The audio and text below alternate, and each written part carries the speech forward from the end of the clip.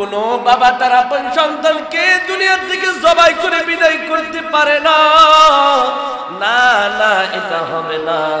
একবার বললেন, দুইবার বললেন, তিনবার বলার পর এবার শয়তানকে বললেন, ঠিক আছে আমার আব্বুকে জিজ্ঞাসা করে দেখি। আব্বুকে ডাইকা বলে, ও বাবা ইব্রাহিম, ও ইব্রাহিম গো, আমাকে নাকি আপনি জবাই করার জন্য নিয়ে যাচ্ছেন। ইব্রাহিম খলিলুল্লাহ ডাকার বলেন, বাবা সন্তান, এটা যা দেখতেছো এটা হচ্ছে শয়তান, মালাউন ইবলিস। তাকে পাথর নিক্ষেপ করে সন্তান, এবার পাথর নিক্ষেপ করে দিলেন, শয়তান চলে গেল। সন্তান এই কথাটা বলার পর ইব্রাহিম খলিলুল্লাহ ওনার সন্তানকে এবার ডাকার বলে, ওরে আমার সন্তান, তোমাকে একটা কথা বলতাম রে সন্তান। ডাকার বলে, বাবা একটা কেন, যা কথা বলার ইচ্ছা আপনি তাই বলতে পারেন, কোনো সমস্যা নাই। ওরে সন্তান, আমি একটা স্বপ্নে দেখছি। ক্বালা ইয়া বুনাইয়া, ও আমার সন্তান, ইন্নী আরা ফিল মানাম। ওরে সন্তান, আমি স্বপ্ন একটা দেখেছি। কি দেখছি তোমারে কবুনি? বাবা বলেন কোনো সমস্যা নাই। ওরে সন্তান, আমি স্বপ্নের যুগে তাকায় দেখি, আযবাহুকা ফানজুর মাযা তারা। ও সন্তান, আমি তোরে আল্লাহর রাস্তায় কুরবানি করতেছি, তোরে জবাই করতেছি আল্লাহর রাহে, এবং তোমার অভিপ্রায় কি বলো, তোমার মতামতকে একটু বলতে পারো। ওরে সন্তান, তোমার মতামতটা জানার জন্য আমি তোমার কাছে পেশ করলাম, এবার তুমি বলো। এরপরে সন্তান ডাকার বলে, قال يا أبت افعل ما تؤمر ستجدني إن شاء الله من الصابرين। মায়ার আল্লাহ তাআলা কোরআনে ঘোষণা করে দিলেন, সন্তান বাবাকে ডাকে বলে, বাবা আমার, ও প্রাণের বাবা গো, আপনি আর দেরি করবেন না, আল্লাহ যা আদেশ করেছে তা তাড়াতাড়ি পূরণ করেন, আমাকে জবাই করে দেন, কোনো টেনশন করবেন না। ইনশাআল্লাহ আমি নিশ্চয়ই আপনার এই সন্তান ইসমাইল, ধৈর্যকারীদের ভিতরে একজন সন্তান, আপনার এই শিশু ইসমাইল, আপনি টেনশন করবেন না, আল্লাহর হুকুম আপনি বাস্তবায়ন করুন, কোনো টেনশন করবেন না, সামনে আগায় যান। বাবাকে পরামর্শ দেওয়ার পর এবার নিয়ে গেলেন মিনা বাজারে, জবাই করে দিবে, জবাই করে দিবে। ওরে মুসলমান, এবার আল্লাহর বান্দাকে শোয়াইলেন। এবার যে রশি বাইজা নিবে, যে রশি বাড়ির থেকে নিয়ে আসছে, এই রশি দিয়ে বেঁধে নিবে, বাঁধবে। এমন অবস্থা ডাকার বলে, সন্তান তোমার পক্ষ থেকে আর কোনো কথা আছে? ওনার সন্তান শিশু ইসমাইল ডাকার বলে, প্রাণের বাবা গো, এই মুহূর্তে আপনি বলেছেন আল্লাহ তাআলা আপনাকে হুকুম করেছে, স্বপ্নে দেখেছে। বাবা মা, এই কথাটা যদি আপনি বাড়িতে বলতেন, আবার গর্ভধারিণী মা, আমার মা হাজরা থেকে আমি শেষ বিদায়টা নিয়ে আসতাম, আমার জনম দুঃখিনী মা আমার জন্য কম কষ্ট করে নাই গো বাবা, আমার এই মা আমার জন্য কম কষ্ট করে নাই, আমার মা আমার জন্য নিজের জীবনকে উৎসর্গ করেছে। ও প্রাণের বাবা, আপনি যদি বাড়ি থাকতে বলতেন, আমার জনম দুঃখিনী মা থেকে আমি শেষ বিদায়টা নিয়ে আসতাম। বাবা আমার, যেহেতু আপনি নিয়ে আসছেন, আমার জনম দুঃখিনী মা ইসমাইল ইসমাইল করে জাল দিবে, আমার মাকে আপনি একটু আমার সালাম দিবেন, আর আমার আম্মুকে একটু বুঝায় বুঝায় বলবেন আমি ইসমাইলের কথাটা, আমার আম্মাকে একটু ধৈর্য ধারণ করতে বলবেন, আর আমার আম্মুকে বলবেন আমি ইসমাইলের জন্য যেন একটু দোয়া করি, আমার জন্য যেন একটু দোয়া করি গো বাবা, আর কোনো আমার চাওয়া নাই। আর আব্বা আপনি আমাকে ভালো করে হাত পা গুলা বেঁধে নিবেন, আমার চক্ষুটা মাটি দেখে দিবেন, আপনার চক্ষু বেঁধে নিবেন। আব্বা আর সন্তান, বাবা আর সন্তান উভয়ের চক্ষু যখন একে অপরের দিকে তাকাবো বড় কষ্ট লাগবে, আপনি মায়ার কারণে জবাই করতে পারবেন না, আল্লাহর হুকুম অমান্য হয়ে যাবে, আল্লাহ তাআলার হুকুম আপনি কার্যকরী করতে পারবেন না। ও বাবা আমার, আপনার কাছে আমার এইটুকু আরজি, আপনি তা বাস্তবায়ন করার চেষ্টা করেন। বাবা আমার, দেরি করা যাবে না, দেরি করা যাবে না। এবার বাবা তার কথা মাফিক সুন্দর করে বেঁধে নিলেন। বেঁধে নেওয়ার পর সন্তানকে বললেন, সন্তান এরকম ভাবে তুমি শুয়ে যাও, শুয়ে যাও। এবার শুয়ে যাওয়ার পর ওনার যে ছুরি ছিল, ধারালো ছুরি, এই ছুরি দিয়ে আঘাত করবে। এবার ছুরি দিয়া পচাচ্ছেন, পচাচ্ছেন, আর আসমানের মালিক আল্লাহ তাআলা ডেকে দিলেন, ও ছুরি, আমি আল্লাহর হুকুম তোমারে করে দিলাম, আমি আল্লাহ তোমাকে অর্ডার করে দিলাম, সাবধান সাবধান, আমার ইব্রাহিমের গলার একটা পশম যেন না কাটে। সুবহানাল্লাহ কইতেন না? হুকুমটা কে দিয়েছে? আর জোরে কন্যা, হুকুমটা কে দিয়েছে? আল্লাহ হুকুম করে দিলেন, ও ছুরি, না না পারবি না রে, আমার ইসমাইলের গলার একটা পশম যেন না কাটে, আমি আল্লাহ হুকুম করে দিলাম। ঠিক তাই হলো। ইব্রাহিম খলিলুল্লাহ যতই ছুরি চালায়, ছুরি এরকম ভাবে উপরে উঠে যায়, আর কাটে না, কাটে না, কাটে না। এরপর উনি পোছাইতে পোছাইতে এক পর্যায়ে ক্লান্ত হইয়া বলে, হয়তো ইসমাইল জবাই হয়ে গেছে। চক্ষু খুইলা দেখে যেখানে ইসমাইল সেখানে অবস্থান করছে, কোনো কাটে নাই। আল্লাহু আকবার। এখনো কাটে নাই, কাটে নাই। ইসমাইলকে ইব্রাহিম ডাকার বলেন, সন্তান,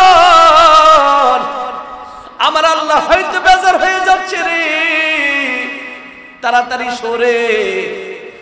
আমি কি ছুরি নিয়ে আসলাম, ছুরিটাকে পরীক্ষা করার জন্য একটা পাথরে রাখলেন। পাথরে রাখা মাত্র পাথরটা চূর্ণ বিচূর্ণ হয়ে গেল।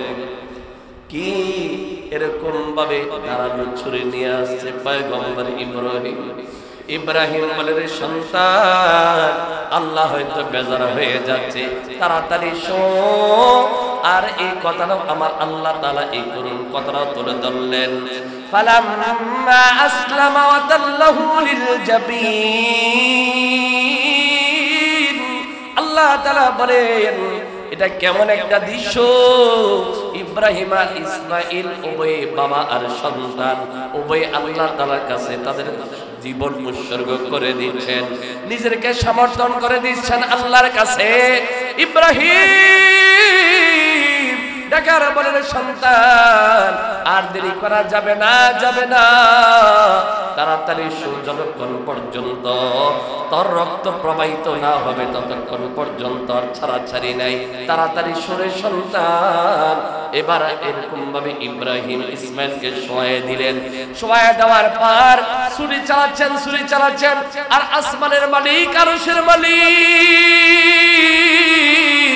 আপনার আমার মালিক আল্লাহ রাখার বলে, জিবরাইল রে, দেখ আমার ইব্রাহিম কি শুরু করেছে রে। আমার ইব্রাহিম বলে, ইসমাইলে যতক্ষণ পর্যন্ত রক্ত তার হাতে না লাগবে ততক্ষণ পর্যন্ত পোষাবে। যা যা যা, আমার ইব্রাহিম যা কিছু করতেছে আমি আল্লাহর জন্য করতেছে।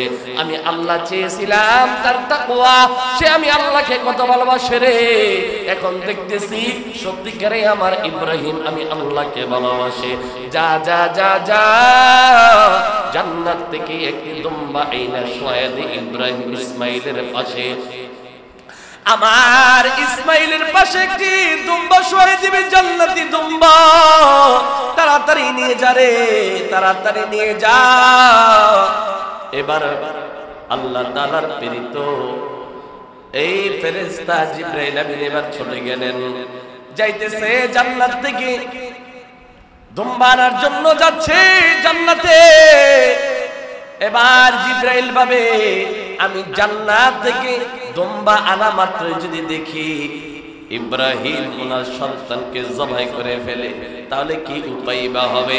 এবার জিবরাইল আমিন একটা আওয়াজ দিলেন, আল্লাহু আকবার, আল্লাহু আকবার। জোরে বলেন, আল্লাহু আকবার, আল্লাহু আকবার। জিবরাইল আমিন এই আওয়াজ দেওয়ার পর ইব্রাহিম এই কথাটা শোনা মাত্রই ইব্রাহিম খলিলুল্লাহ আওয়াজ দিলেন, লা ইলাহা ইল্লাল্লাহু আল্লাহু আকবার। জোরে বলেন, লা ইলাহা ইল্লাল্লাহু আল্লাহু আকবার। এই কথাটা শোনার পর আসমানের যত ফেরেশতা আছে সমস্ত ফেরেশতারা আবার একটা আওয়াজ দিলেন, ওয়ালিল্লাহিল হামদ। জোরে বলেন না, ওয়ালিল্লাহিল হামদ। এই তালকিন দেওয়া মাত্রই জিবরাইল আমিন দুম্বা শোয়াই দিলেন, ইব্রাহিম জবাই করে দিলেন। জবাই করা মাত্র ইব্রাহিমের হাতে যখন এরকম ভাবে পশুর রক্ত লাগলো, ইব্রাহিম আলাইহিস সালাতু ওয়াস সালাম উনি ছুরি চালানো বন্ধ করে দিলেন আর ভাবতে লাগলেন, অবশ্যই অবশ্যই আমার সন্তান ইসমাইল জবাই হয়ে গেছে। এবার ছুরি ছেড়ে দিয়া ইব্রাহিম খলিলুল্লাহ বাত খুললেন, চোখগুলা খুইলা তাকায় দেখে যে ওনার সন্তান পাশে দাঁড়ায় আছে, আর কেমন যেন অজানা একটা বস্তু এখানে শুয়ে আছে, কুরবানি হয়ে গেছে। এবার আল্লাহ তাআলা ঘোষণা দিলেন, রে পয়গম্বর ইব্রাহিম, ও ইব্রাহিম, ওয়া নাদাইনাহু আইয়া ইব্রাহিম, ইব্রাহিম আমি আল্লাহ তাআলার ওয়াদা তুমি পূরণ করেছো, টেনশন কইরো না। এরপর আল্লাহ তাআলা বলেন, কদ সাদ্দাকতার রুইয়া, ও পয়গম্বর আমি আল্লাহ তাআলা যে আপনাকে স্বপ্নে দেখাইলাম তা আপনি সন্তান করেছেন, তা সন্তান করেছেন, আপনি টেনশন কইরেন না, আমি আল্লাহ কবুল করেছি, কবুল করেছি, আমি আল্লাহ কবুল করেছি। ইন্না কাযালিকা নাজজিল মুহসিনিন, আমি আল্লাহ যারা মুমিন যারা মুহসিন তাদেরকে আমি আল্লাহ তাআলা এইভাবেই প্রতিদান দেই। প্রতিদানটা কি এটাও শুনে নেন, ইন্না হাযা লাহুয়া বালাউল মুবিন ফানাদাইনাহু বিযিবহিন আযীম। ও ইব্রাহিম, তোমার বিবি থেকে বলে আসছো যে এক জায়গায় দাওয়াত খাওয়ার জন্য যাচ্ছ, বাদশার এখানে দাওয়াত খাওয়ার জন্য যাচ্ছ, তুমি এখন বাড়িতে কি নিয়ে যাইবা? এই যে তুমি জবাই করলা এই পশুটা, এই দুম্বাটা, এখন তুমি হাদিয়া স্বরূপ আমি আল্লাহর পক্ষ থেকে নিয়ে যাও, তোমরা স্বামী স্ত্রী সকলে মিলে এটা খাইবা। সুবহানাল্লাহ, কি করে দিলেন আল্লাহ! আর এই তালকিনটা শিখাইয়া দিলেন 9 তারিখ ফজর থেকে 13 তারিখ আসর পর্যন্ত এই তাকবীর দিতে হবে, আল্লাহু আকবার, আল্লাহু আকবার, লা ইলাহা ইল্লাল্লাহ, আল্লাহু আকবার, আল্লাহু আকবার, ওয়ালিল্লাহিল হামদ। সকলে বলেন, আল্লাহু আকবার, আল্লাহু আকবার, লা ইলাহা ইল্লাল্লাহ, আল্লাহু আকবার, আল্লাহু আকবার, ওয়ালিল্লাহিল হামদ। এই তাকবীরগুলো পড়া পুরুষেরা জোরে জোরে পড়বে প্রত্যেক ফরজের নামাজের পর, কমপক্ষে একবার পড়া ওয়াজিব, কমপক্ষে একবার পড়তে হবে। আর মা বোন যারা আছে প্রত্যেক ফরজ নামাজের পরে কমপক্ষে একবার পড়বে নিম্ন সুরে, নিম্ন আওয়াজে, উচ্চ আওয়াজে নয়। পুরুষেরা উচ্চ আওয়াজে, মহিলারা নিম্ন সুরে, একেবারে চিকন সুরে আওয়াজ করতে পারবে না, মনে মনে পড়বে। এটাই হচ্ছে নবীর তরিকা, এইভাবে করতে হবে। যে ব্যক্তি এই কাজটা করবে আল্লাহর পয়গম্বর বলেন সে আমার সাথে জান্নাতি হবে। এখানে শেষ না, এখানে শেষ না। আল্লাহ তাআলা বলেন, ও দুনিয়ার মানুষ শোনো রে, আমি আল্লাহ তাআলা তোমাদের কাছে রক্ত মাংস ইত্যাদি কোনো কিছুই চাই না, আমি আল্লাহ একটা জিনিস চাই, তোমার তাকওয়া, তোমার তাকওয়া চাই আমি আল্লাহ। লাইয়ানাল্লাহু লুহুমুহা ওয়ালা দিমাউহা ওয়ালাকিন ইয়ানালুহু তাকওয়া মিনকুম। তোমাদের কোনো কিছুই যায় না, রক্ত যায় না, গোশত যায় না, কোনো কিছুই যায় না, একমাত্র যায় আমি আল্লাহর কাছে তোমাদের তাকওয়া। এই তাকওয়া যার যেমন আমি আল্লাহর কাছে তার গ্রহণীয় তেমন। যে যেমন আমি আল্লাহ তাআলার সাথে করবে, আমি আল্লাহ তাআলা তার প্রতিদান তেমন দেব, অন্য কিছু নয়। আল্লাহ তুমি আমাদের সবাইকে কবুল করো, কোন আমিন। এখানে শেষ না, এই যে আজকে মাগরিবের পর থেকে শুরু হয়ে যাবে জিলহজ মাস। কি মাস? জোরে বলেন, কি মাস? আওয়াজটা কম হচ্ছে কেন? জিলহজ মাস। কি মাস? জিলহজ মাস, মানে হজের মাস। এই জিলহজ মাস, জিলহজ মাসের কয়েকটি আমল আল্লাহ সূরা ফাজরের ভিতর আল্লাহ বলেছেন, ওয়াল ফাজরি ওয়া লায়ালিন আশর ওয়াশ শাফি ওয়াল আতর। মায়ার আল্লাহ ডাকেন আর বলেন আশর, এই 10 রাত্রির কসম। ওয়াল ফাজরি ওয়া লায়ালিন আশর, প্রথম বলেন আল্লাহ তাআলা ফজরের কসম, এই 10 রাত্রির কসম। আল্লাহ দুইটা গুরুত্বপূর্ণ জিনিসের কসম খাইছে। আর আল্লাহ যে জিনিসটার কসম খায় এটা গুরুত্বপূর্ণ না হইলে কসম খাইতেন না। আল্লাহ কসম খাইছেন, এর মানে হচ্ছে এটা সবচেয়ে বড় গুরুত্বপূর্ণ। আর গুরুত্বপূর্ণ বুঝাইতে যায়া মুফাসসিরিনে কেরাম বিভিন্ন ব্যাখ্যা লিখেছেন যে এই 10 রাত্রি ইবাদতের কথা বলেছেন। আর এই 10 রাত্রি যেই ব্যক্তি ইবাদত করবে সে যারা হজকারীদের সাথে জান্নাতি হিসাবে কবুল হবে। সুবহানাল্লাহ, একটু জোরে কর না সুবহানাল্লাহ বলেন। তাহলে এই 10 রাত্রির কসম খেয়েছেন। তো 10 রাত্রি কোন রাত্রি? যে জিলহজ মাসের প্রথম 10 রাত্রি। এই 10 রাত্রিতে আমরা ইবাদত করব, তাসবিহ তাহলিল ইত্যাদি আমরা করব। আর আরেকটি আমল করব যে এই 10 দিন আল্লাহ নবী বলেছেন এই জিলহজ মাসের এই 10 দিন আমরা রোজা রাখব। 9 তারিখ পর্যন্ত আমরা রোজা রাখব। বিশেষ করে 9তম আরাফার দিনের যে রোজাটা, এই রোজাটা কেউ মিস করবে না। মায়ের নবী খুব গুরুত্ব দিয়েছেন এটা। এরপরে সাহাবায়ে কেরাম আরজ করলেন, ইয়া রাসূলুল্লাহ, ইয়া হাবিবাল্লাহ, ও মায়ের নবী, ও রাহমাতুল লিল আলামিন, ও সরকার দু আলম নবী আমার, আমরা কুরবানি করার ইরাদা করেছি, ইচ্ছা করেছি। ইয়া রাসূলুল্লাহ, ইয়া হাবিবাল্লাহ, নবী আমার, আমরা এখন কি কি করণীয়?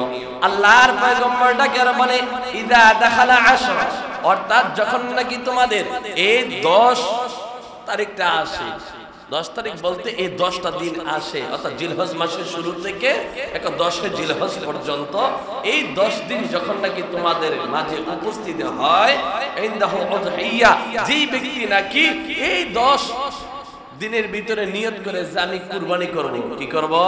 কুরবানি করব, এই নিয়ত যারা করে তাদের কি কাজ? আল্লাহ নবী বলেন, তো এই দিনটাতে ফালা ইয়াখুদান্না শা'রান ওয়ালা ইয়াকলিমান্না জাফরান, এই দিনগুলাতে কমপক্ষে এই দিনগুলা, এই যে 10 দিন আছে, এই 10 দিনের ভিতরে সে চুল কাটতে পারবে না, নখও কাটতে পারবে না। চুল দিয়ে কি বুঝাইছেন? চুল দিয়া বুঝাইছেন আপনার মাথার চুল, নাভির নিচের যে পশম ইত্যাদি, বগলের পশম ইত্যাদি সবকিছু পরিষ্কার করে নিতে হবে আজকে মাগরিবের আগে। আজকে মাগরিবের আগে, কারণ আজকে উঠে যাবে, চাঁদ উঠে যাবে, তো চাঁদ উঠে গেলেই শেষ, এরপর আর আপনি কাটতে পারবেন না। এটা আল্লাহ নবী বলেছেন হাদিসে।